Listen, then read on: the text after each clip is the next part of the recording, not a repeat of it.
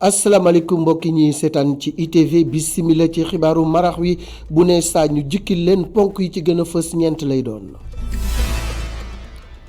bi ci njëkk ak menteñ mes gi jaari sow def ñu daal di samp ab gëstu jëmale ko ci nekkinu njàngaan yi ci daara yu kawe ya foofe ca bitim réew lu ci bari ci ñoom bu ñu fiy jógee dañuy am yaakaar ju rëy rëy waaye bu ñu demee ba foofu ak jafe-jafe yu tar ya ñu fay fekk seen yaakaar dina faral di yàqeeku ñenn ñu ci bari njàng ma leen fa indi woon sax dinañu dem ba dugg ci leneen lu nga xam ni bokkut ak loolu dinañ ci def gëstu bu yaatu ak suñu ndaw la ñu teewal foofee ca tugal di Abdou Latif Diop.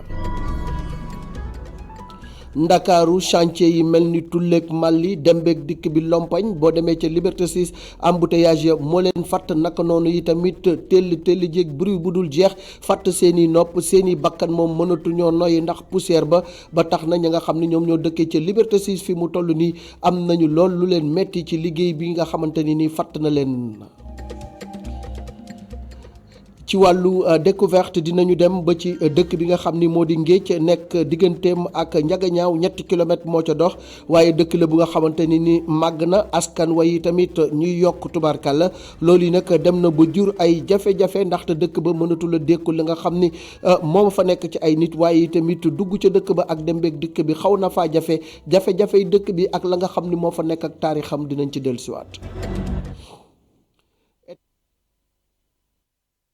Biden mi fa nekk njiital réew lan la ci dunub Afrique war a xaar ci wàllu jëflante ñu bari ni ci wàllu administration maanaam nekkin gi war nañu ko joyantiwaat xoolaat ko ci jëflante gi naka noonu yi tamit ci wàllu koom-koom war nañ ci xaar lu bari naka noonu yi tamit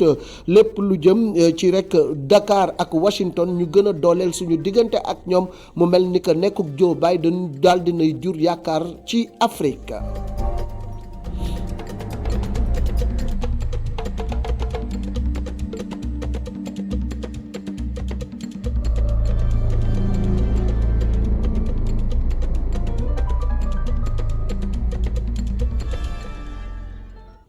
niñ leen ko waxee woon ci ponk yi dañu koy dal di rek gën a fësal ak réeruk Diary Sow coow li mu indi mu ni mes ni menteñ ñii naan mi ngi dund ñii ni dundul lu nekk am ca loolu yi nag dañu caa daal di doxee def gëstu bu yaatu ci nekkinu njàngaan yi foofee ca France ak rek ca bitim réew lu ci bari ci étudiants yi bu ñu demee ci daara yu kawe yooyee nekk ca bitim réew la ñu yaakaaroon duñ ko fa fekk waaye nag jafe-jafe yi nga xam ne moom la ñuy jànkoonteel ci seen wàllu dund dina dem ba indi ay mbir ci seen wàllum njàng waaye tamit léegi-léegi ñu dugg ci leneen lu nga xamante ni bokkul ak lu leen fa yóbbu woon def nañu ci dossier di gëstu bu yaatu ak Abdou Latif Diop suñu ndaw la ñu nekkal ca Paris. ñoo ngi fii ci résidence Villalourcine ci 14e arrondissement bu Paris fii nag ngeen di seen fii la étudiante Diary Sow dëkkoon depuis bi mu ñëwee France ba léegi ci résidence bi nag dañoo aay ku fi dugg te dëkkoo fi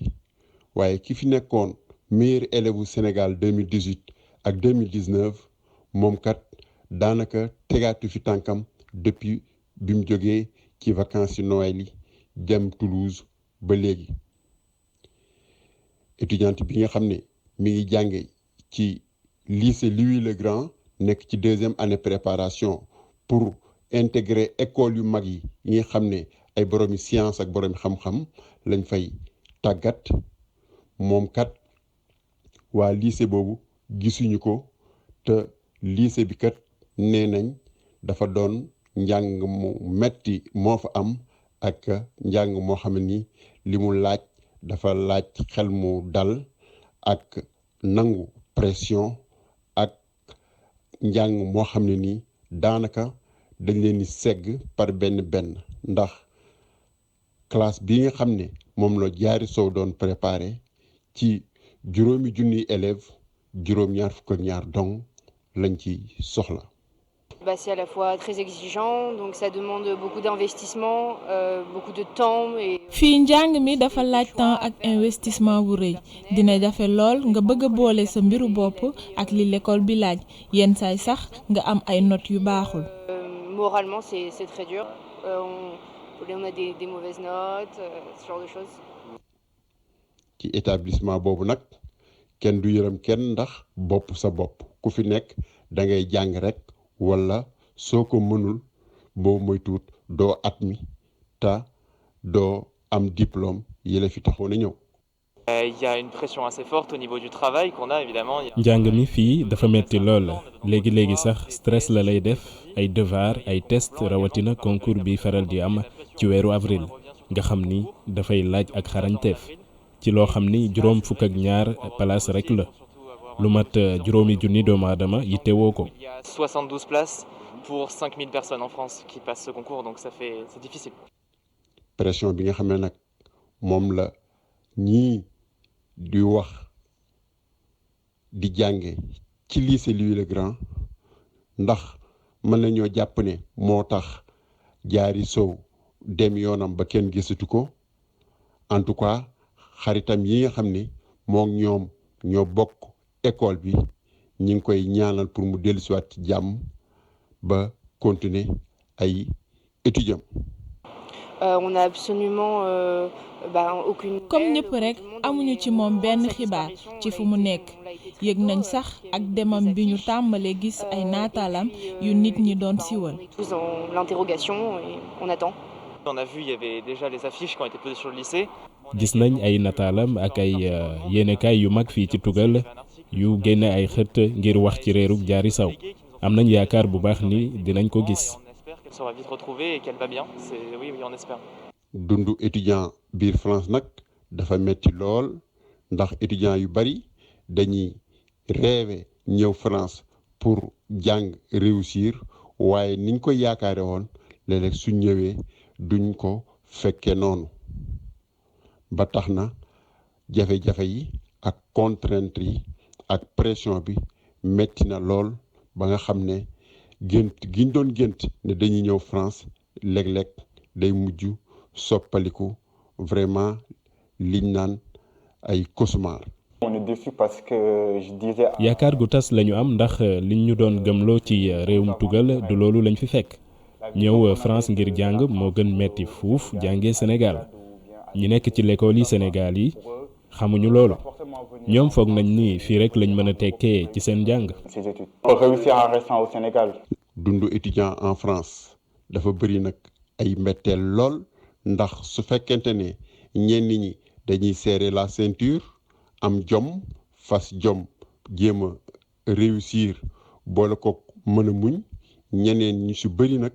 duñ mën a àgg ci loolu ba la plupart dañuy mujj sax ñàkk seen kayit ba am problème mu inscrire waat ci université bi wala tout simplement ñu bàyyi njàng mi ñu doon jàng daal di mujj nekk daanaka ay moodu wala ay faatu te lu ci ëpp sax des fois dañuy dem ba dootuñu amati kër gu ñu dëkk wala fu ñuy liggéey. Dakar nekk chantier foo dem liggéey ba ma ngay tar lool dem beeg dikk bi daal di lompañ fii nga xam ni moo di Liberté 6 ñoom nag li nga xam ni moo leen sonal moo di embouteillage waaye tamit li tubaab bi tuddee pollution sonore muy tell ju dakkul seen i nopp booy leneen li ci des tamit moo di ni seen i bakkan fatt na ndax poussière ba mu mel ni jafe-jafe yu tar la ñuy dund ak chantier yi ñi ma Sadio Moussa Fall la. Liberté 6 bokk na ci gox yi nga xamante ne liggéeyu bus rapide transit gàllankoor na leen liggéey yooyee doon lu sonal ñi nga xamante ne ñoo dëkk ci gox boobee suuf yu camion yi di indi day yëkkati poussière ba nga xame ne ñenn ña dëkk ca gox ba dañuy am problème ngir ñu mën a setal seen dëkkuwaay loolu ki dëkk ca bërëb ba moo ko xamle. dañoo sonn chaque jour na ngay fobeere plus de 5 fois par jour na ngay fobeere femme de ménage dañoo sonn trop bruit bi kan daf ñuy sonal quoi fu nekk ñu gas ko te duñu liggéey lu mu waree poussière bi jóg kenn amatul kii nit ñaa ngi noy poussière bu bon. liggéey yooyu sorantewul ak yenn l'école yu formation yi bu ñu sukkandikoo ci ndongo bi jafe na lool ngir ñu mën a am xel mu dal suñuy jàng. l'impact de ces travaux là. biiw liggéey yi balaa mu lay gën a mën a déranger rek nga concentré wu ci njàng mi yenn saa yi sax suñu professeurs yi dañ koy ñaawlu di ko kaas bés bu jot. d'avoir des conséquences un tout petit peu fâcheuses sur notre concentration. gox bii di Liberté 6 bokk na ci gox yi nga xam ne liggéeyu bus rapide transit yi xar kanamu bërëb ba tàmbali na soppeeku ndax liggéey yuñ fay amal camion yaa ngi wëyal di fa taxaw gaskat yaa ngay gas ñi fay yeewoo moom li ñu bëgg mooy liggéey yi jeex ndax seen dëkkuwaay dellu ni mu meloon. waa Liberté 6 fàtt ndax liggéeyu BRT bi ñi nga xam ne nag ñoom ñoo dëkkee ca Gueule Tapée liggéey bi ñu amal jëmale ko ci wàllu assainissement naam lu baax la waaye fi mu toll nii fàtt na leen lool dem beeg dëkk bi lompañ na naka noonu yi tamit ñi ngi ci ay jafe-jafe yu tar ci foofee nga xam ne fa la ñu dëkk Abou Tedi Sow Seydina Mbaye. fii ci Gueule Tapée sumb nañu fi liggéey yu bëri ci wàllu assainissement ngir jàllale ndox yu bon yi. lu ci mel ne rue Serigne Ousmane Mbacké Noreyni wala rue 69 angle 50 bi donte askan wi rafetlu nañu liggéey yooyu terewul nemmeeku nañu ay jafe-jafe yu muy sabab ci dem beeg dikk bi. travaux yi déjà bañ ko commencé gis xaw na yàgg tuuti jël na temps donc ñu koy rafetlu boo gisee oto yi bu mënul jaar corniche dafay jaar côté bii nii rue 6 prolongé dafay créer circulation. xale yi bu ñuy foo ak travaux yi nii mën nañ ci jëlee gaañu projet bi ñu yor désensablement pour mën leen dimbali ci yenn yi nga xam ne peut-être ñoom dañuy liggéey ba pare bu ñu liggéeyee bu xawee yéex suuf si nekk fa ak xeer yi pour ñun feera ñu mën leen ko dindil. seetlu nañu itam ne liggéey yi day faral di yàgg te yàggaay boobu wóorul ak xale yi te day tardé liggéey yu bëri. am na répercussion parce que travaux yi baax na. mais suñ ko doon def par étape nga xam ne circulation bi du jaxasoo parce que dañuy commencer fii finalement oto yi du ñu xam fu ñu jaar da ngay dugg ci benn koñ dem ba ci digg bi ñu baare ko nga defaat demi tour defaat wëraat demaat beneen côté da ngay tourner rond daal ba am issue pour mën a génn bon te fii place ndox la soo gasee tey soo ko bàyyee 24 heures napp dafa jege napp bi soo bàyyee 24 heures rek ndox mi day génn bu boobaa liggéey bi tamit day xaw a yéex si ñoom. chauffeur bii di vieux wax na ci jafe-jafe yi ñuy jànkonteel ci circulation bi ndax yéexaayu liggéey yi. mais comme circulation yi moom lu ma la ci mën a wax moom fu mu toll nii moom métti na trop ci population bi du mën a sax ci taximan yi donc mais ci ñëpp la métti ndax gis nga ki jaar fii léegi ñëw na ba ci déviation bi soo gis ki table bi soo ko dévier fu mu toll nii ñun ñëpp loolu la ñuy dundee fu mu toll nii même mun naa du fii rek partout ci biir Dakar moom circulation bi métti na trop. ngir yëwanal dem beeg dikk bi te askan wi mën a dellu ci seen yitte ni mu waree ñi dëkkee gox bi ñi ngi sàkku ñu gën a baral liggéey bi. dàbbali bi ñu dàbbaliwaat couvre-feu bi yokk ko lu toll ci weer diggante Ndakaaru ak Thiès fële nga xam ne nag moo di Sicap Amitié 1 askan ba ñoom gisuñu ci benn jafe-jafe leneen li ci des i tamit moo di ni mag ñañu fa fekk ñi ngi ñaax ndaw ñi ngir ñu bañ a rek di génn wala boog di dox bu nga xamante ni du farata maam Seynabou Babou Moussa Fall. Dakar ak Thiès nar a continuer lii nga xamante ni moo di couvre-feu bi ci diir bu tollook weer couvre-feu bi nag nga xamante ne dañ koo yokk nekk na loo xamante ne neex na loolu Mamadou Ndiaye ñoo ngi ko fekk ci Amitié 1. ñu moytu ñu ànd ak président bi lu mu wax ñu def ko moom jëlul ki am personnel mu wax ko mais moom dafa déglu ay nit ñoo xam ne ñoom seen màcc seen xam-xam dafa màcc ci waru feebar. mais c'est normal man je suis parfaitement d'accord avec le président. fu soriwul dara mbay am lu tolloog juróom-benn fukki at moom nag moo ngi rafetlu dogal bi nga xamante ne njiitum réew mi jël na ko. décision bi mu jël même bu doon 3 mois jar na ko pour feebar bi jóge fi ci sama xalaat lay wax man waaw ñi gëmul feebar bi aussi nañu xam ni feebar bi am na quoi. parce que y a des agents assermentés yoo xam ne taxaw nañu ni am na. Ibrahima ñu fekk ko muy defar armoire moom nag jàpp na ne weer ñu nar koo nekkee couvre-feu loolee ëpp na lool. diiru weer waaw parce que man li ma ci xalaat daal mooy diiru weer bi daal xaw na sori na daal waaw gudd na loolu parce que confinement bi arrangé wul daal ki ñu bari parce que lépp loo xamante ni da nga ko war def sa temps nga jël sa temps mais da nga koy teel a def te loolu arrangé wul Sénégalais yëpp. yokkutewu couvre-feu bi nag nekk na loo xamante ne ñu ci bëri ci askan wi ñu dékk suñu micro ñoom nag jàpp nañ ne ndogal bi njiitum réew mi jël day tax rek mbas mi dellu ginnaaw fii ci Sénégal. li ñu ràññee jamono yi moo di ni transport en commun yi muy tata yeeg yeneen bus yi dañuy fees bay buuc tàncaloo boobu nag dina indil ay jafe-jafe ñenn ci askan bi ba dañuy fatt am na ci ñu ciy fatt sax ba ñàkk ci seen bakkan ba tax na daal li nga xam ni moom la ñu ràññee barki Dembo Ndiaye am na benn nit bu mag bu nga xam ne dañu koo tànc ba mujj daal mu daal di ñàkk bakkanam ci biir bus bi lu ci bari nag li ñu ràññee moo di ni Sénégal xamuñu nan la ñuy walloo nit ku fatt wala boog nit ko accidenté def nañ ci gëstu bu yaatu ak Mohamed Ndiaye Augustin Mandang. ci réewum Sénégal ñàkk taxawu nit ki ci ay tolof-tolof nekkul li nit ñi rafetlu lu ñeel dem beeg dikk bi ñu bari xamuñu sax naka lañ war a walloo nit ki bu yaramam amee ak cooxe muy wàcc ci ab bus ndaw lii di dellu si waat ci oto yi nu ñuy xatee di nettali itam ku muy liggéeyandool ku ci amoon jafe-jafe nooyi. oto yi day xat en plus nit ñi dañuy dajaloo ba kenn du mën a nooyi am nañ ci benn cas mosoon nañu dal en fait sama benn collègue la yàggul récemment avant-hier la woon ñu yéeg après bi mu yéegee ci bus bi dafa def benn malaise. tukkikat yi ci biir Ndakaaru faral di gis mbir yu ni mel loolu tax ñuy sàkku ngir ñu wàññi li bis yi di yàpp ci ay nit. imagine nga nekk ci bis léegi mu xat façon ba nga xamante ne tey ji mën nañu wut benn solution ba nga xamante ne comme bis yi sur place yi maanaam ñiy toog mu yem si ñuy toog quoi yaa ngi comprendre léegi bu feesee place fixe yi bu feesee léegi ñu jëlaat beneen bis ainsi de suite ainsi de suite. ngir wàllu doomu aadama bu nekkee ci tolof-tolof jëm ci wér-gu-yaram wala l'accident ñu bari xamuñu naka la ñuy def Croix-Rouge di joxe ay tegtal ak di wane yoon bi.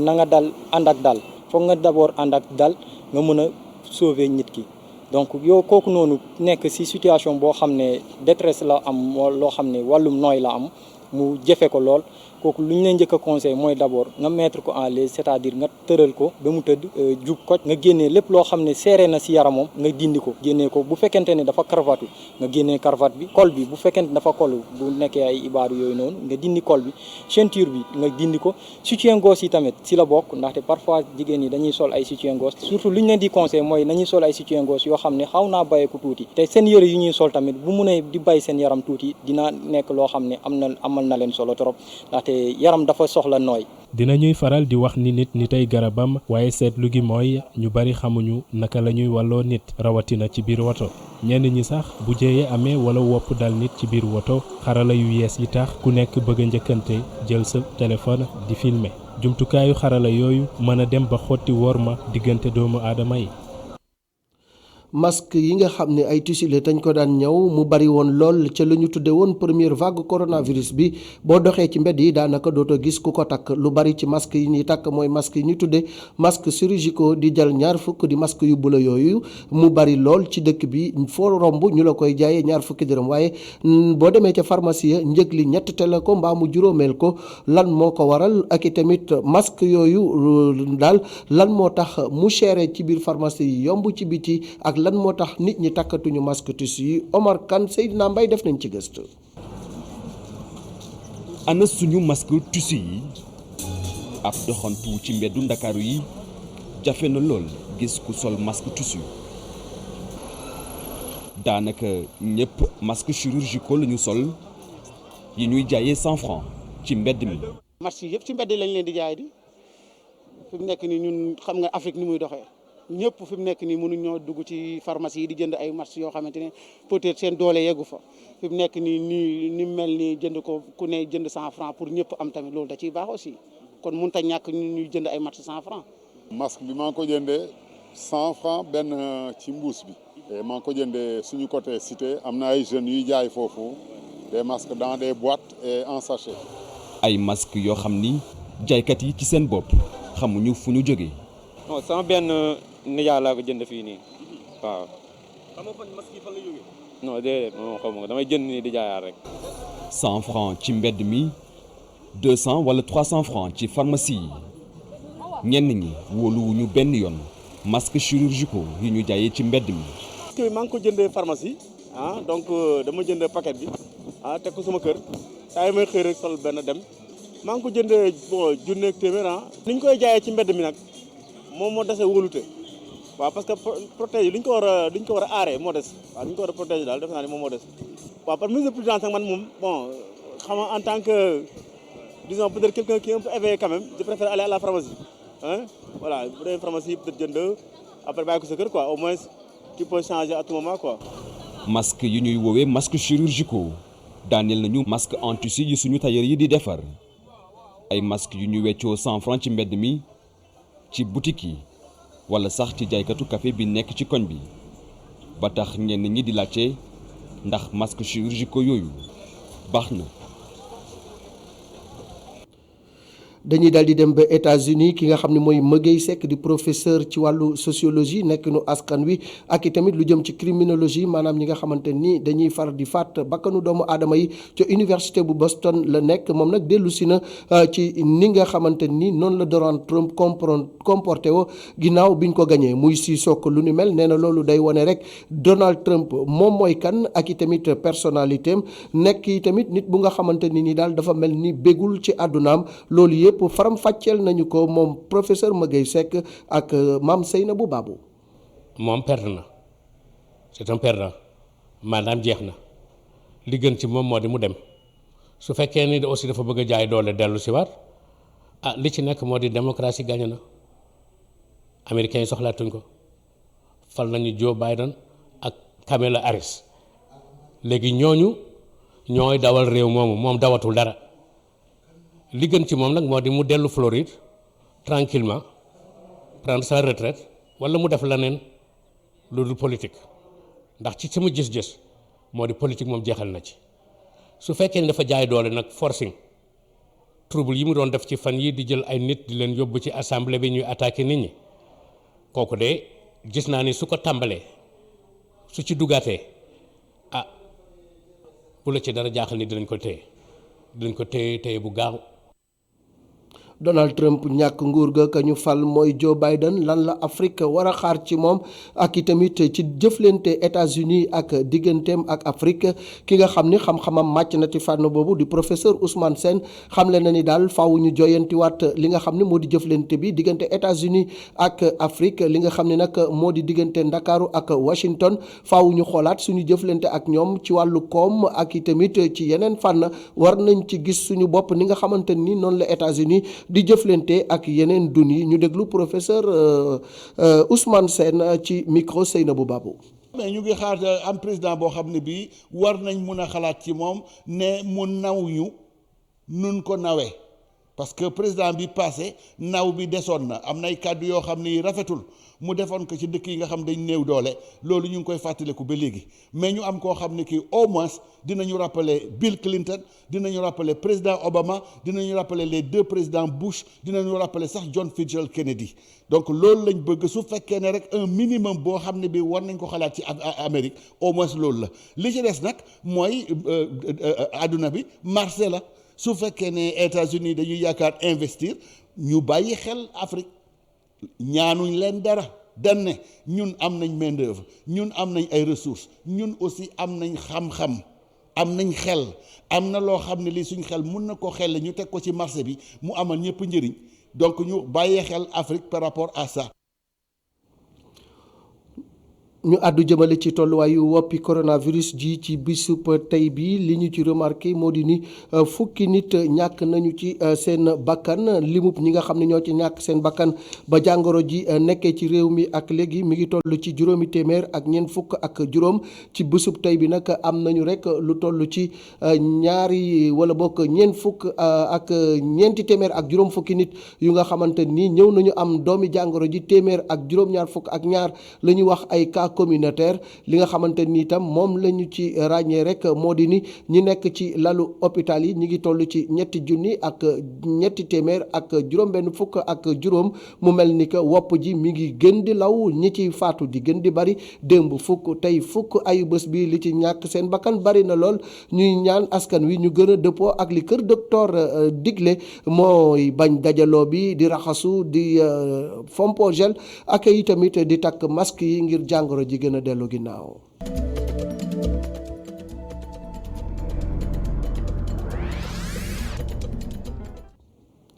découverte dañ leen di xam leen te tey ak dëkk bu ñuy wax Ngéej mi ngi nekk digganteem ak Njagañaaw 3 kilomètres la nekk yi tamit dëkk bu nga xamante ni nii dafa xar ñaar leneen li nga xam ne moom la ñu ràññee ci dëkk boobu di Ngéej moo di ni yàgg na lool ndaxte ci 17e siècle la ñu ko sos waaye nag fi mu toll ni dëkk bi màgg na askan wa yokk na lool yi tamit dem na ba jur ay jafe-jafe yu tar lan mooy Ngéej lan mooy aadam lan mooy cosaanam lan mooy taarixam ñu ànd ci ak Muntaga Kane.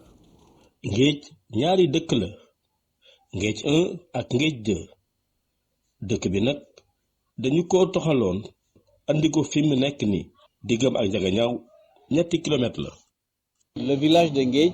a 2 sites pour fixer son origine. Le premier site se situait à l'ouest du village actuel, à quelques 2 kilomètres ou 2 kilomètres et demi du village actuel. S'appelait Saxat. Nguédj ñaari dëkk la fi mu taxaw nii du fi la newoon naka jekk bi jëkk fa nga newoon sa wàllu soowu dëkk bi ñu ne nii diggam ak dëkk bi di ñaari kilomètres ak genn wàll ki ko goroon mi ngi bawoo woon ca dëkk bi ñu naan Babak Diobaas ca Thiès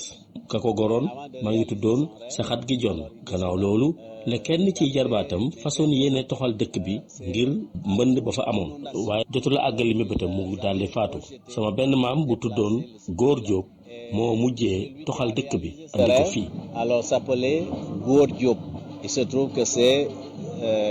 mon ancêtre. Alors c'est lui qui a transféré le village de l'ancien site alors au site actuel.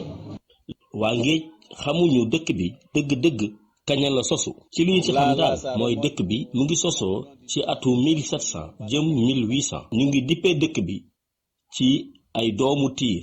Les anciens disent que c'était tout simplement des palmiers. Alors les fruits de ces palmiers utilisés. mag ñi li ñu jotali moo di turu dëkk bi mu ngi jógee ci doomi tiir yi picc yi doon cof muy wadd di jàllu ci suuf xoox yi doon wadd nag moom la ñu jël moo tudd Géej moom la ñu dippee dëkk bi. Fort peuplement effectivement de ces palmiers qui donnaient des palmiers qui ont donné le nom au village Géej. mbéy ak sàmm mooy liggéey yi gën a fës ci dëkk bi. Les activités du village c'est l'agriculture pluviale essentiellement, l'élevage généralement. waa dëkk bi bay lañu xam ak sàmm am nañu nag benn yoo xam te ne fi mu ne nii ñu ngi tàmbalee dugg ci wàllu jënd ak jaay. Fondamentalement c'est l'agriculture et l'élevage qui sont les activités principales de ce village de Nguédj. La principale préoccupation des villageois constitue le lancinant problème de terre, ce qui fait que les populations de Diaganiao travaillent majoritairement hors du village. Actuellement, le premier problème économique, en tout cas qui me semble assez prononcé, c'est d'abord la rareté des terres, le manque de terres. fi mu ne nii li ñu tee nelaw dëgg mooy wàllu suuf si ndax askan wi màgg na lool kaar ba tax na suuf si matewu leen su dul woon bi waa Diaganiao di tukki moom doon na gën a doy waar lool. Alors il y aurait énormément de problèmes de terre. Sapel bu Géej bi ñuy tabax bu yàggul dara jaar na ci loxo yu baree bari laata muy agsi fii. yàlla def sang joom mu bay ko gitër fekk it bee fee la dëkkoon labbe bi indi ko gitër mu jàngal foofu ba yoon bi dox labbe bi indi ko sampe ko ci sama kër papa encore foofu it tooti sampe foofu jàngo nekk foofu tubaar fakalla bu ngoon jotoon kenn xamul looy xale yi nu ñu bari muy waxtaan ak moom waxtaan bu neex ñoo di leen nekkoon jàmbar.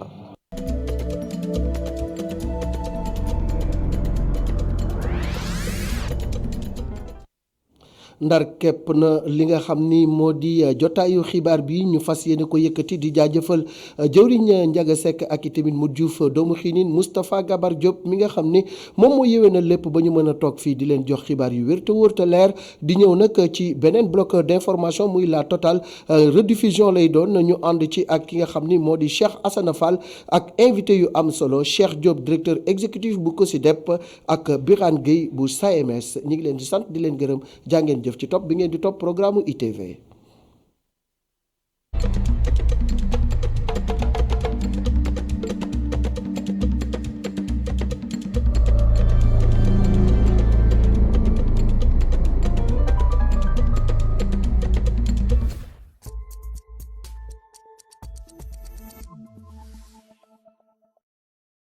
Le groupe EDK vous annonce la bonne nouvelle, la meilleure